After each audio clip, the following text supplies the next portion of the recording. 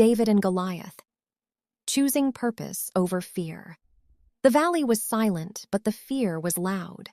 For 40 days, Goliath had stood before the army of Israel, towering, armored, and defiant. His voice echoed across the valley as he mocked them, daring anyone to come forward. Every morning and every evening, the soldiers of Israel heard his challenge and stepped back. They were trained warriors. They had swords, shields, and experience. Yet none of them moved. Fear had paralyzed them, not because they lacked skill, but because they had forgotten who fought for them. David arrived at the camp as a shepherd, sent by his father with food for his brothers. He was young, unnoticed, and unarmed. He did not come looking for a battle. He came on an assignment of obedience. But when David heard Goliath speak, something stirred within him.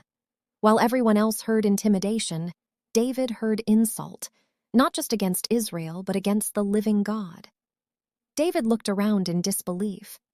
"Why has no one answered him?" he asked. "Who is this man to defy the armies of the living God?" To David, silence was not humility. It was surrender. When word reached King Saul, David was brought before him. Saul looked at the young shepherd and saw what everyone else saw: his size, his age, his lack of experience.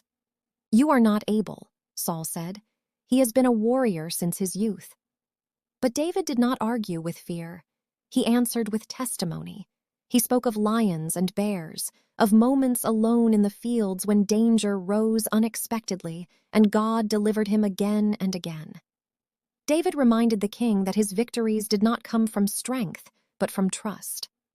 "The same God who rescued me then," David said, "will rescue me now."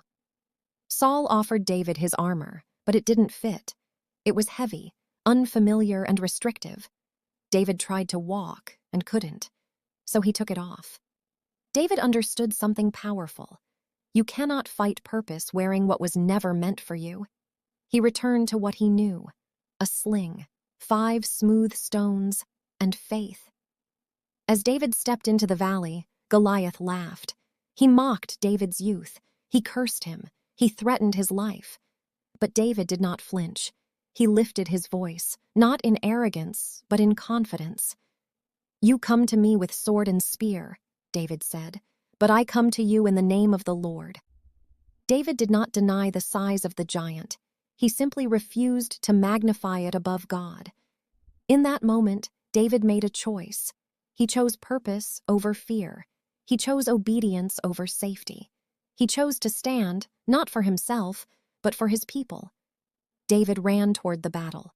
Not away, not hesitating, not second-guessing. One stone left the sling, and in a moment that changed history, the giant fell. David did not win because he was the strongest. He won because he trusted the right source of strength. That day, Israel learned a powerful truth. Fear does not disappear when giants fall. Giants fall when someone decides fear will not lead. David was just a shepherd, but he was willing, and God does extraordinary things through willing hearts. Nation faces its own giants: fear, doubt, opposition, pressure. But like David, we are often not called to be fearless. We are called to be faithful, because when purpose is clear, courage follows. But because God was faithful,